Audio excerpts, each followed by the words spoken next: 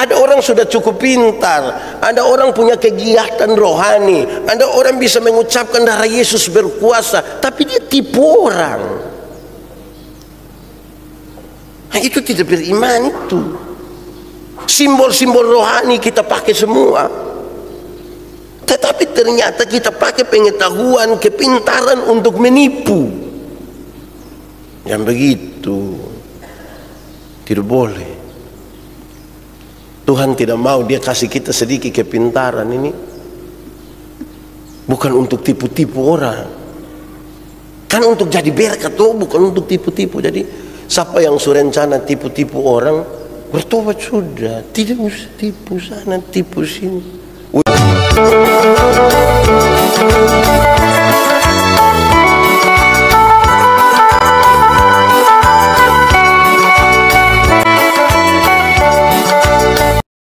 Mari berdoa. Ya Tuhan Allah, tibalah saatnya pada hari ini untuk kami belajar dari firman Tuhan. Buatlah kami bisa merendahkan diri di hadapan hadirat-Mu untuk mendengar, merenungkan, dan dimampukan untuk melakukan kehendak firman-Mu atas kami sekalian. Tuhan, tolong jauhkan semua penggoda pencobaan. Kami minta supaya Tuhan terus memberi arti firman-Mu di dalam hidup kami, dan hari-hari hidup kami biar kami isi dengan apa yang kami renungkan dari firman-Mu. Terima kasih banyak ya Bapa, berkati kami semua. Kami rindu pada firman-Mu. Di dalam nama Yesus, firman yang hidup itu, kami berdoa. Amin. Bapak Ibu Saudara-saudara, tema kita hari ini adalah berhikmat dalam iman. Jemaat menetapkan bulan Juli sebagai bulan pendidikan, dan untuk hari ini kita belajar dalam semangat tema berhikmat dalam iman. Pembacaannya terambil dari Amsal pasal 1 ayat 1 sampai ayat yang ke-7. Amsal pasal 1 ayat 1 sampai 7, sejemput jemaat Tuhan berdiri.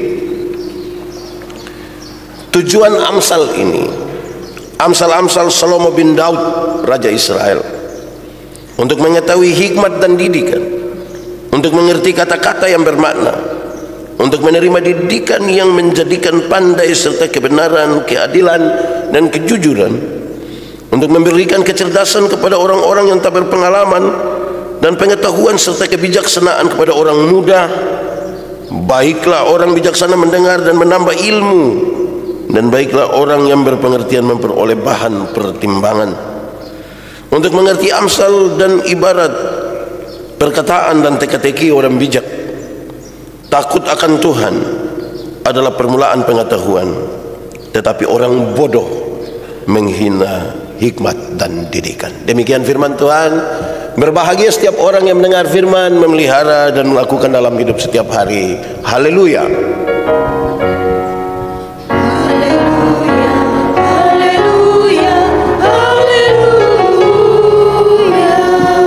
Mari silakan duduk semuanya. Bapak Ibu Saudara-saudara, Salam. Saya rasa saudara lemah sekali. Liburan tidak terlalu bagus untuk saudara kah? Salam. Nah, begitu, semangat sedikit. Bapak Ibu, tema hari ini tentang berhikmat dalam iman. Waktu merenungkan firman dan dikaitkan dengan tema ini, saya pikir begini saudara. Memang ada banyak pengalaman yang orang mengaku beriman tapi tidak berhikmat. Mestinya berhikmat itu ada dalam iman juga begitu. Jadi kalau beriman itu mesti ada hikmat. Contoh, ada berapa waktu yang lalu tambah dengan yang baru-baru ini. Jadi ini berapa kali, tapi saya pakai 2 kali. Ada yang bilang dunia nanti kiamat tahun berapa itu, 2000 berapa kok. Akhirnya banyak orang jual rumah pergi ke Bandung, tidak jadi dunia kiamat. Baru-baru lagi muncul bilang 24 Juni nanti dunia kiamat. Nah sekarang sebulan apa? Juli. Ini tindakan tidak ada hikmat. Bahasanya seolah-olah rohani tapi tidak berhikmat. Karena itu saudara-saudara, betapa pentingnya orang paham bahwa hikmat itu sangat penting dalam kehidupan, termasuk kehidupan rohani. Salomo sebagai orang yang meminta hikmat dari Tuhan. Kemarin minggu lalu kita baru belajar itu. Hikmat yang luar biasa yang dikenang sepanjang masa pun, dalam saat-saat tertentu dia mengalami kejatuhan yang serius. Sepertinya ini orang kok tidak berhikmat sekali. Dia ikut istrinya punya kemauan untuk menyembah kepada dewa-dewi. Salomo yang sudah seperti itu saja masih begitu.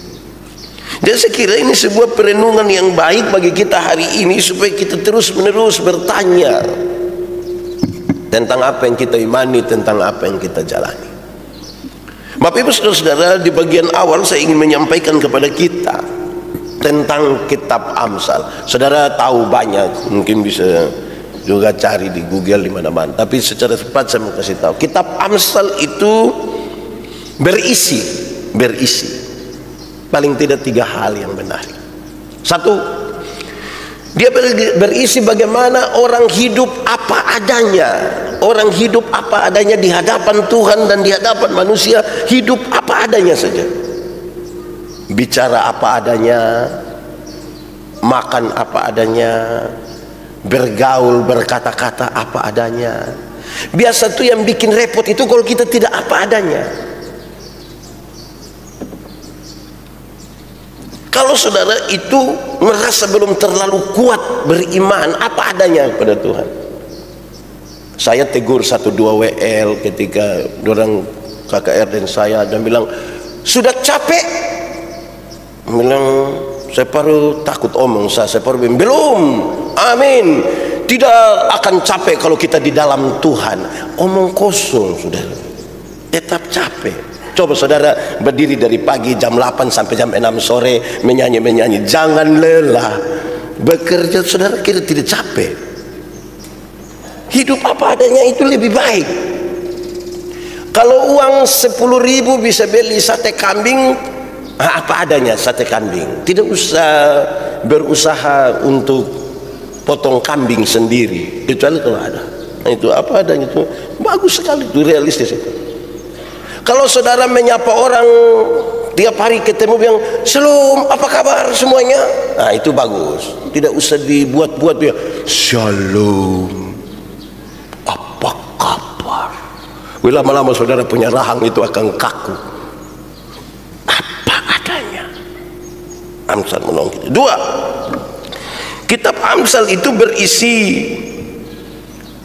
berbagai-bagai nasihat, berbagai-bagai hal berhikmat yang meruntuhkan ego dari tiap-tiap pembaca untuk bisa hidup secara bersama.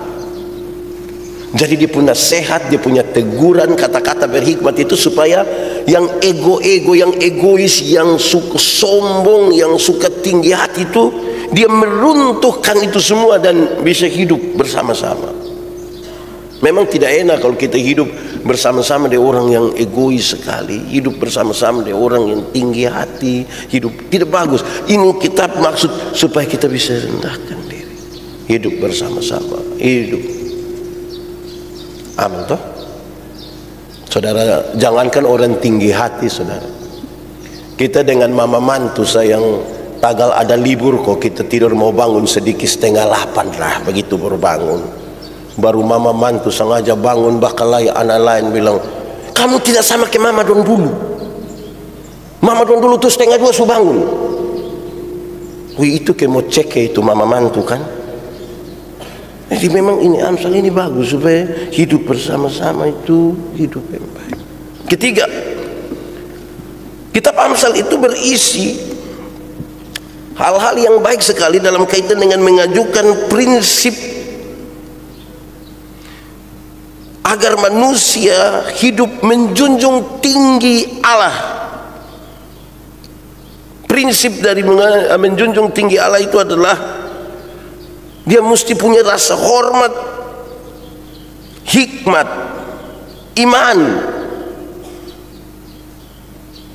dan juga hal-hal yang berkaitan dengan komitmen menjaga iman, pengakuan tentang pernikahan, lain-lain itu semua dimaksudkan gitu. Itu bagian di mana orang yang punya prinsip untuk hidup tetap menaruh Tuhan Allah di atas. Kan kita mengaku banyak hal di hadapan Tuhan Allah dan jemaatnya.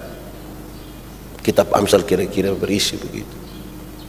Saudara-saudara, ini disampaikan juga karena sebentar sore kan untuk jemaat Gemit Agape ada perjamuan kudus.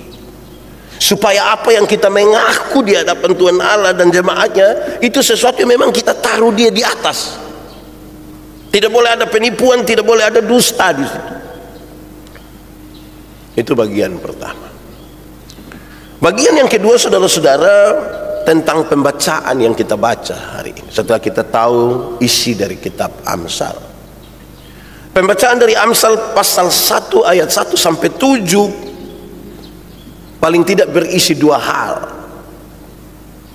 Satu, Amsal pasal 1 ayat 1 sampai 7 itu berisi,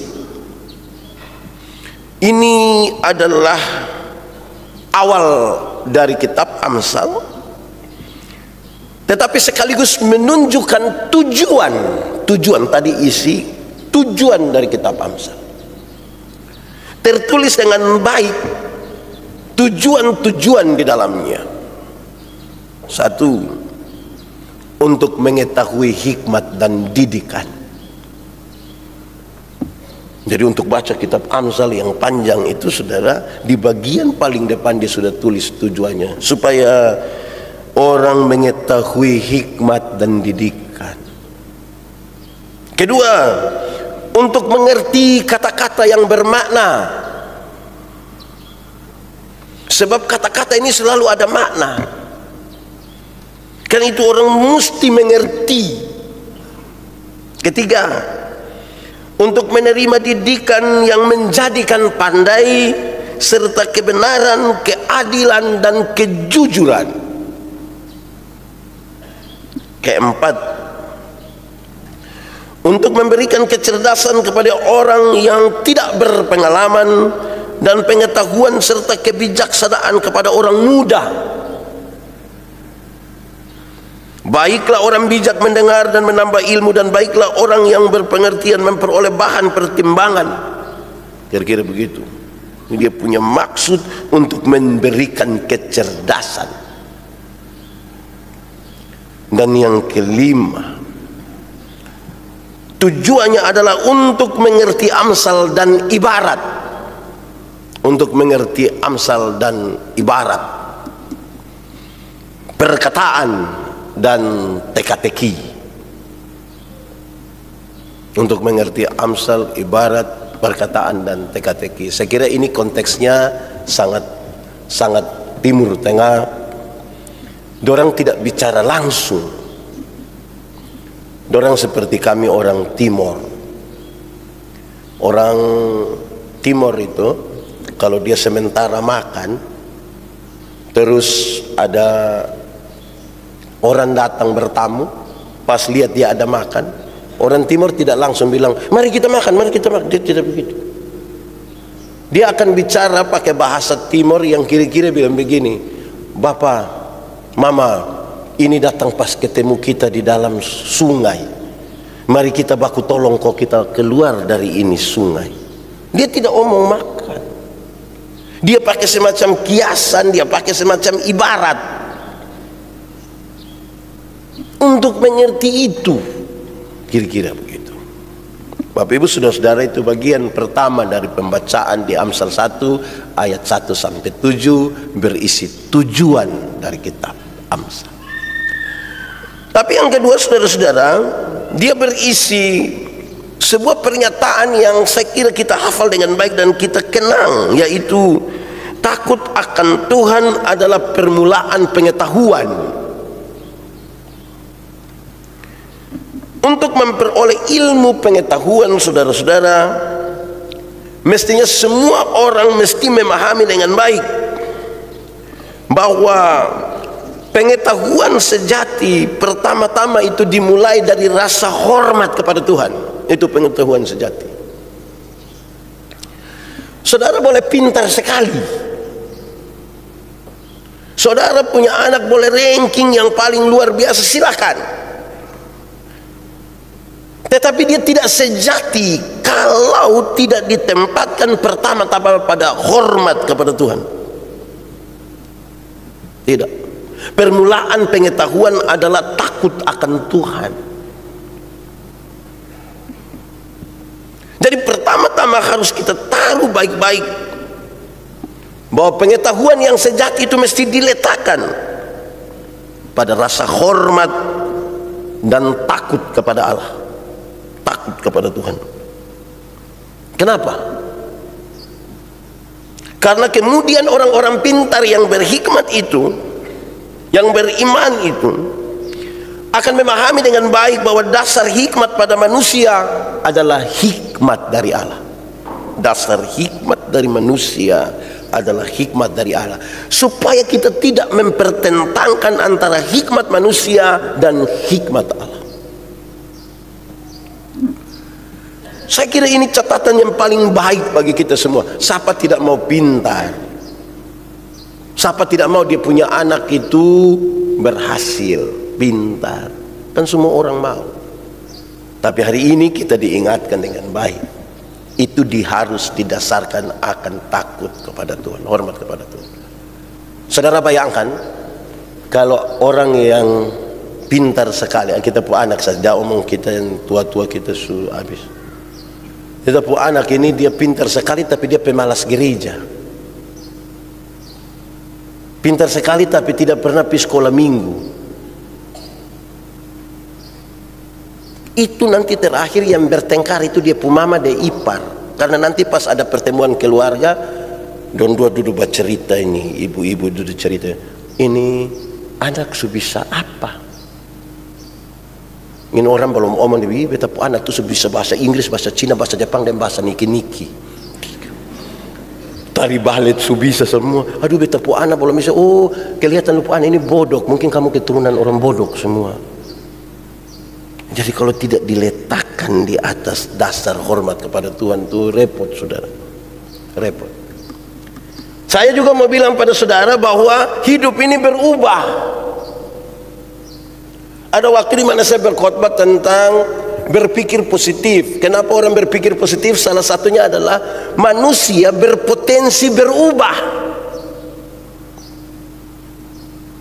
Orang bodoh bisa jadi pintar, orang pintar bisa jadi bodoh. Saya pakai contoh begini. Sekarang ini ada banyak-banyak grup, toh, grup alumni universitas,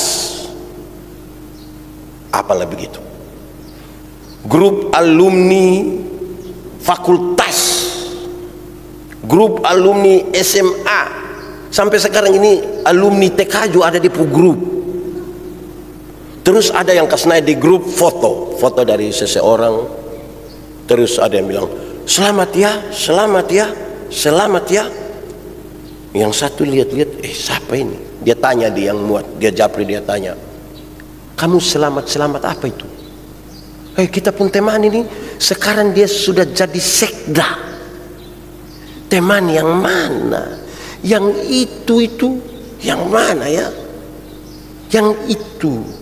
Oh, yang bodoh-bodoh itu hari itu, yang saya tolak-tolak di depan testai. Saya mau tanya saudara dulu, yang bodoh-bodoh itu hari dia berpotensi jadi pintar kok tidak? Berpotensi itu. Coba yang ranking hanya tagal dia punya mama itu hari guru di itu sekolah. Menurut saudara dia ada berpotensi jadi bodoh kembali kok tidak? Bodoh. Ya memang apa mesti taruh di atas ini hormat akan Tuhan.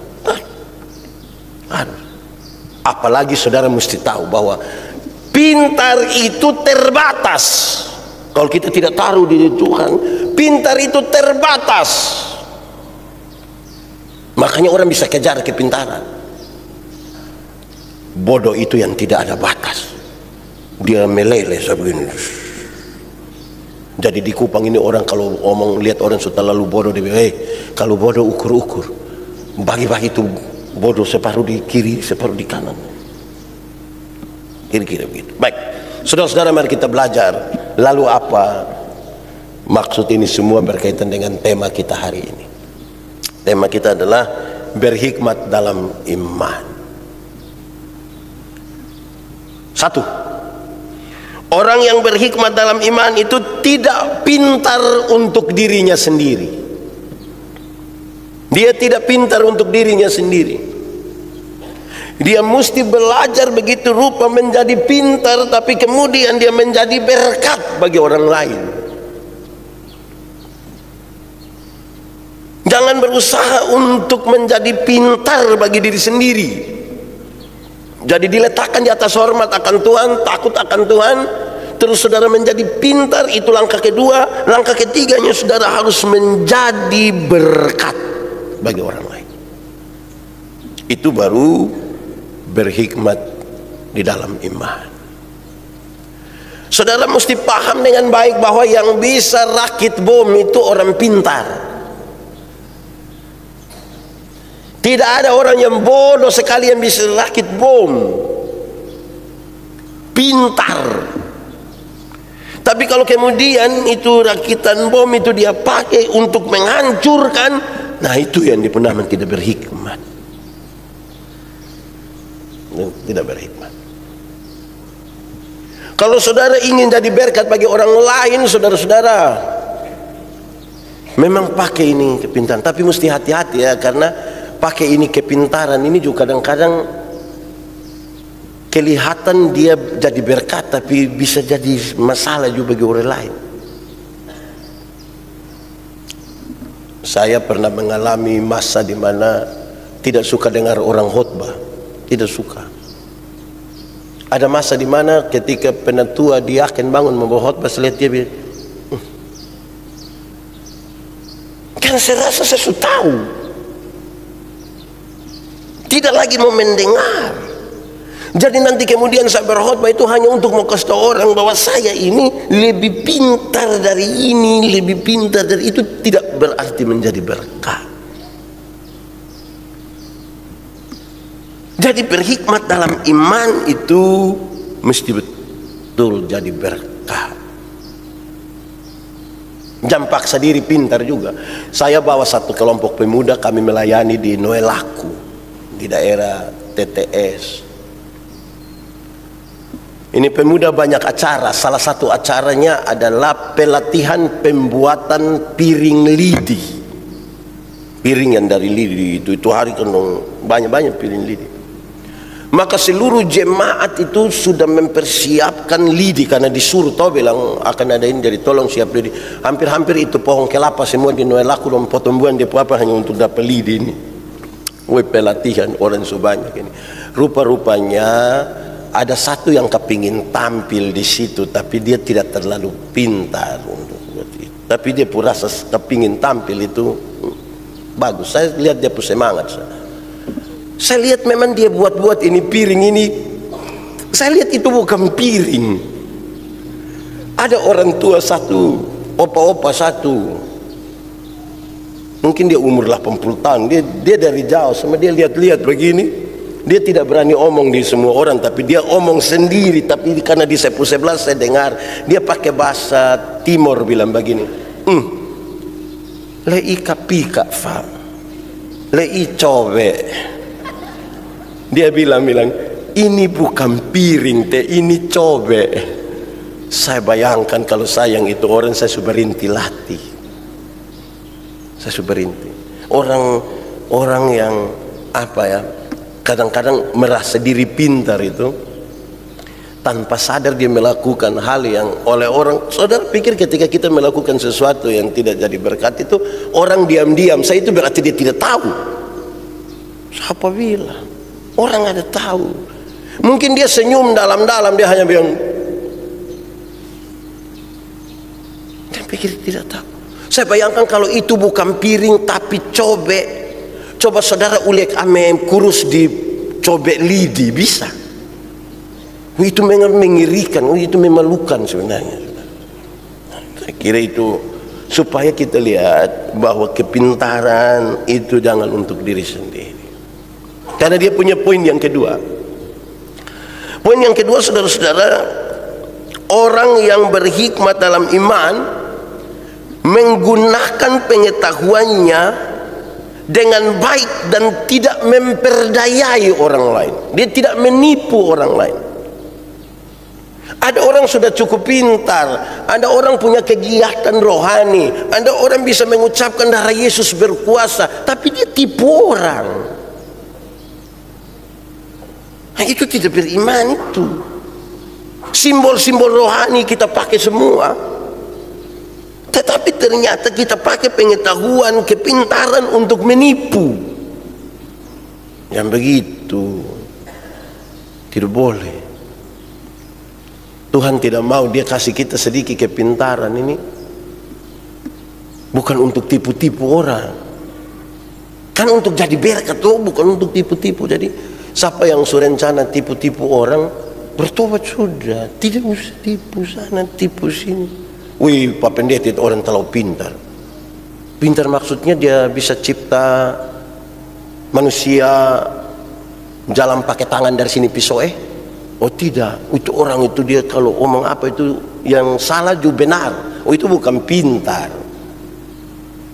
Itu bukan pintar. Itu penipu. Itu penipu. Karena itu saudara-saudara, pakailah seluruh ilmu, pakailah seluruh pengetahuan, pakailah semua hal yang ada pada kita, jangan untuk menipu. Ini juga sekaligus peringatan bagi mahasiswa dorang, atau anak-anak yang orang tua ada kirim dong sekolah di Surabaya, kok di Jakarta atau di Jogja atau di Soe. Ini kasih tahu dorang, kamu ada sekolah baik-baik itu, jangan tipu orang tua dan tipu. Kalau memang mau dapat uang bulanan lebih sedikit, jangan pakai tipu. Saya pernah marah, ada anak satu saudara, saya marah dia ini karena orang tua ini kan bukan orang sekolah, petani. Nah ini anak ini karena dia tahu dia punya papa mama itu tidak tahu tentang registrasi, maka dia kasih tahu dia punya papa mama bahwa dia registrasi setiap bulan. Padahal banyak-banyak uang yang dikirim ini dia pakai kok ajak nona beli baju yang seragam, satu tulis papa, satu tulis mama. Saya bilang, kamu bakar uang itu baju. Saya yakin kamu dua tidak akan jadi papa mama, papi mimi, itu tidak jadi. Dan memang dua tidak jadi, karena tipu orang tua. Itu orang tua sampai utang-utang, jual buang semua, sampai tinggal tanah saja. Tidak bisa begitu. Orang tua kirim pi sekolah itu tambah pintar, angka orang tua pun derajat, orang tua pulang itu senang karena su wisuda toh dong bikin syukuran toh. Nah, bukan untuk tipu-tipu. Bayangkan saudara, kami di kampung itu kalau syukuran itu lama. Saya biasa nasihat dorang bilang, pakai ilmu ini baik-baik, karena waktu kamu syukuran itu bahkan babi yang tidak tahu mati, yang tidak tahu apa-apa, saya ikut mati gara-gara kamu syukuran. Nah kasihan keluarga babi, tolong sudah korban lah, baru saudara pakai ini apa untuk tipu sana tipu sini. Aduh, tidak boleh begitu, itu tidak baik itu. Nah, kepintaran, hikmat Tuhan kasih itu tidak untuk tipu, tidak untuk tipu, tidak boleh.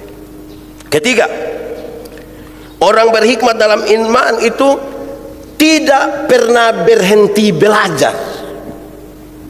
Tidak pernah berhenti belajar. Kenapa tidak pernah berhenti belajar? Biasa di mana-mana orang bilang bahwa sekolah itu ada batasnya, tapi belajar itu tidak ada batasnya. Belajar itu perubahan tingkah laku dari tidak tahu menjadi tahu, dari tidak bisa menjadi bisa. Mesti terus belajar. Ini nasihat bagi kita orang-orang tua ini. Kita tua ini kadang-kadang kita tidak mau belajar lagi, padahal zaman lagi berubah ini, zaman lagi berubah. Saya ingat sama si kecil kayak yang ini anak dong ini, yang Mawar Saron ini. Kita nonton film itu, film kartun itu, orang beromong hanya lihat di jam tangan. Go! Itu berapa puluh tahun lalu.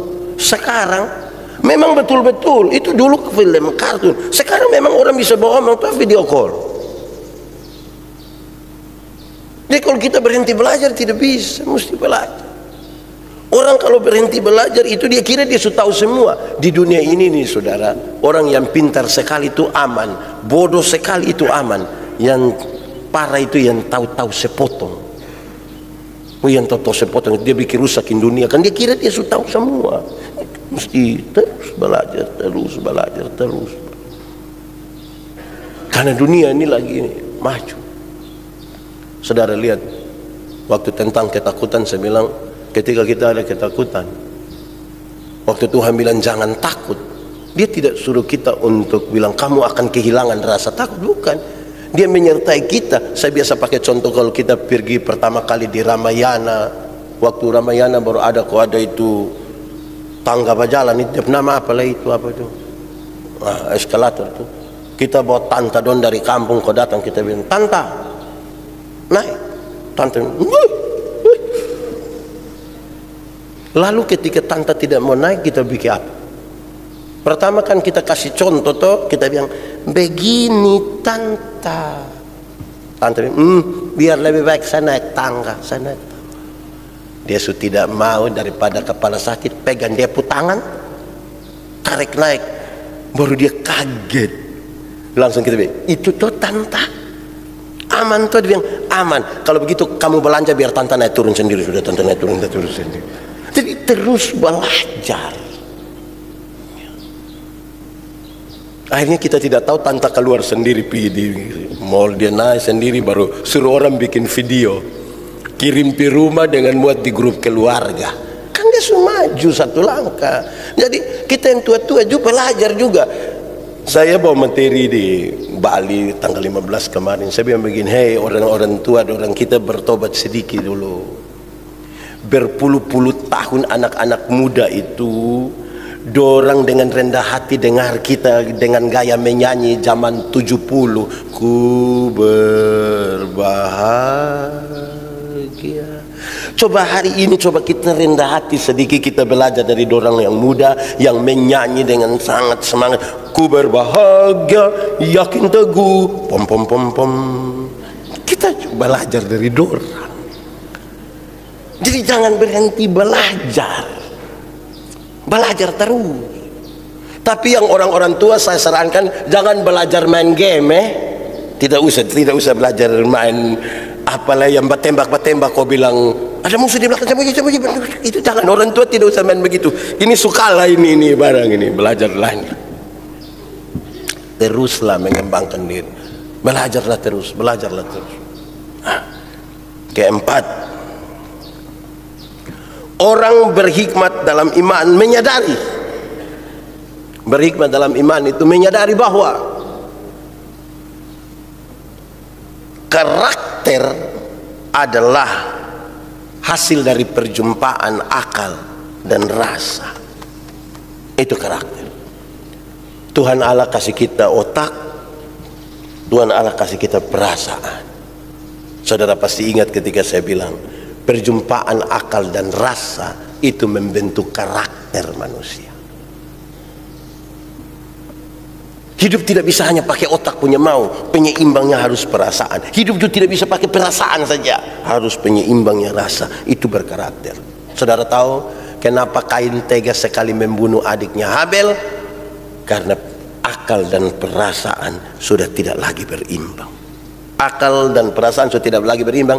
Dia sudah tidak peduli ini mau saudara kandung kok bukan kok, dia sudah tidak peduli karena otak dan perasaan. Berhikmat dalam iman itu dia mempertaruhkan ini. Berkali-kali saya bilang pada saudara, yang membedakan manusia dengan ayam itu saudara, ayam itu ada otak tapi tidak pakai otak. Makanya tidak ada sekolah ayam. Yang ada hanya sekolah untuk manusia. Ayam itu ada peras, ada hati. Dia pun nama hati ayam. Tapi ayam tidak pakai perasaan.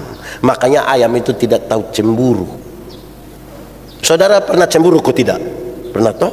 Karena bukan ayam. Nah, perjumpaan ini dua ini membentuk karakter. Iman itu masuk baik-baik di situ. Kau kasih ingat, Akal su bagus, tapi jangan sampai potong pu otak lupa bahwa Tuhan lebih tinggi dari kita pu otak. Perasaan su bagus, tapi jangan sampai kita lupa bahwa menjadi terlalu baik dan perasaan itu juga tidak bagus. Saudara bayangkan saja kalau saudara ketemu satu orang, saudara lihat dia begini terus ada dia pu kotoran di hidung, berani kasih tahu dia. Saudara bilang, "Om, minta maaf ada ini, boleh saya ambil?" Saudara berani kasih tahu begitu. Kita perasaan toh. Yang lucunya kita tidak kasih tahu dia, tapi kita kasih tahu orang lain bilang, "Shh." Menjadi tidak berimbang ini, Ban. Jadi kalau iman itu tahu ada. Tapi, minggu lalu kita bicara etika sedikit 4 hal itu. Saya tidak mau ulang karena saya justru lupa mangkali. Tapi saya mau lanjutkan sedikit etika. Tuhan Yesus ajar kita tentang etika. Dia bilang begini, nanti kalau ada seorang saudaramu berbuat salah, panggil dia, bicara ampa mata, bicara ampa mata. Nanti kalau dia tidak dengar, panggil tambah 1-2 orang lain. Tapi 1-2 orang lain yang datang ikut bicara diharapkan adalah orang-orang yang bijaksana. Jangan sampai itu orang sementara mabuk baru kita panggil dia bilang, "Mari omong dia dulu, mari kau injak kami dia sedikit dulu supaya."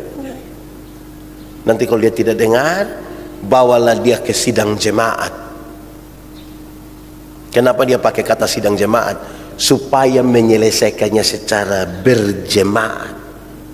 Nanti kalau dia tidak dengar, anggaplah dia sebagai orang berdosa atau pemungut cukai. Dia kasih tahu 1, 2, 3 untuk pakai antara perjumpaan ini apa ini, akal dan rasa.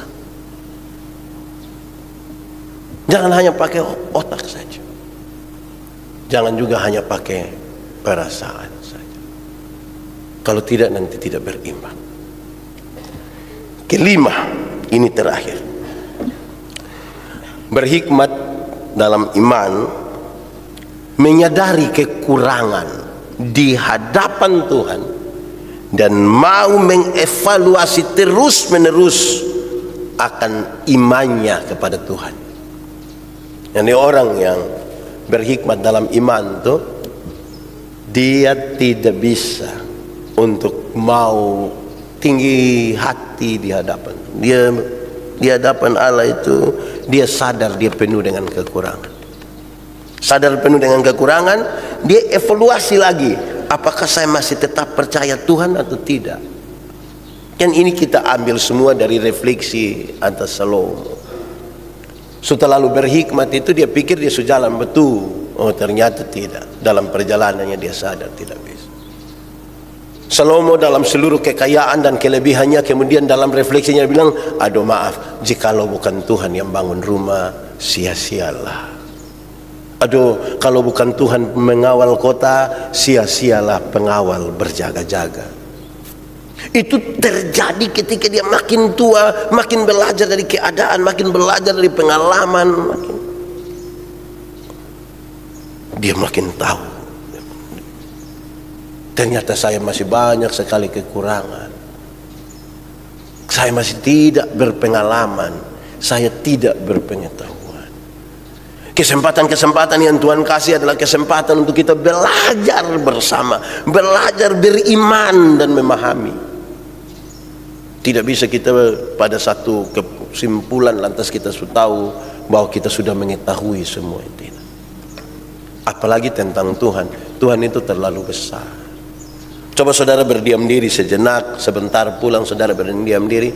Coba saudara renungkan masa-masa tersulit dalam hidup saudara yang saudara sudah berpikir sangat progresif, strategis, ternyata yang Tuhan jawab tidak seperti apa yang saudara pikirkan. Menurut saudara bilang, betul ya, ternyata ini maksud Tuhan bagi saya. Baru kita bilang, ternyata kita ini bukan apa-apa, kita telah.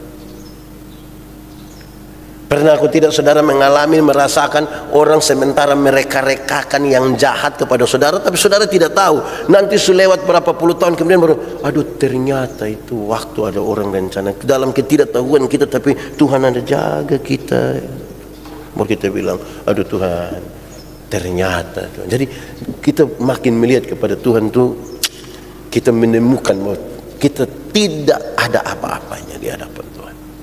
Untuk baik Tuhan menjaga kita, untuk baik Tuhan mengawal kita. Mari kita tunduk kepala di hadapan Tuhan Allah.